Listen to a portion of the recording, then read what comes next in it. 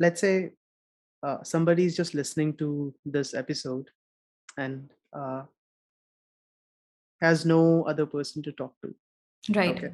How does one self-evaluate?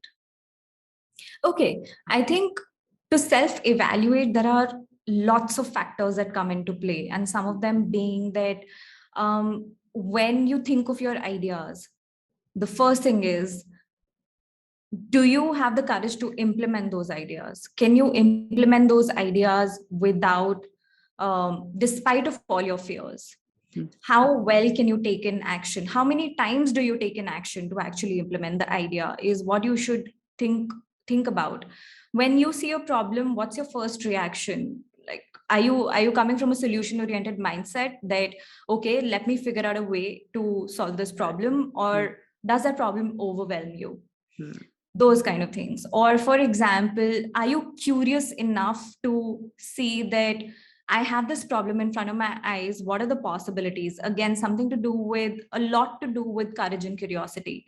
So Hmm.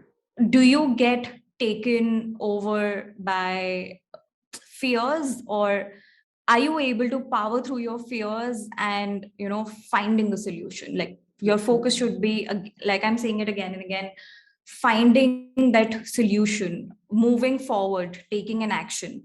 Those should be your focus areas, and that's how you sort of evaluate if you're being creative or not. Not in the way that this person is doing better than me, this person is my benchmark, Hmm. so am I reaching to that level? That's not the right way of evaluating yourself if you're being creative or not. Right. That's a very, very good point there.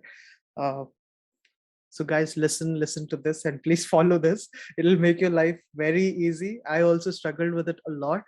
And Right. I'd be very honest in saying this here for everybody that I struggled with it for a couple of years.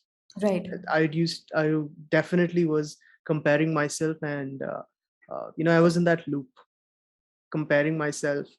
Oh no, this is shitty. I should go and do a lot more. And then I'd struggle, I'd work hard. Then I reach a certain level where I know that I've actually improved from what I was before. But then I'd look at somebody else who is higher Right. than before. And then I'd feel again, I'd come back to the bottom of that space. And then I'd have to again climb up. I followed it again and again. It was a vicious loop. And then I realized that, okay, I have to break free from this.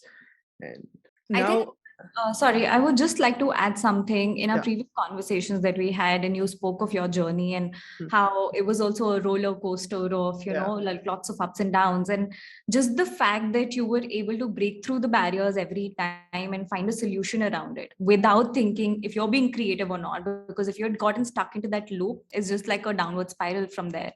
So Yeah. for you to understand and be aware of that, okay, there is a way out. How do you sort of, being resilient in those times and adapting yourself to the next upcoming thing? And I think that's what makes you creative, where Hmm. you're just constantly being resilient and adapting to the change and finding solutions for whatever problem it is that's in front of you. Absolutely. I cannot agree more on this.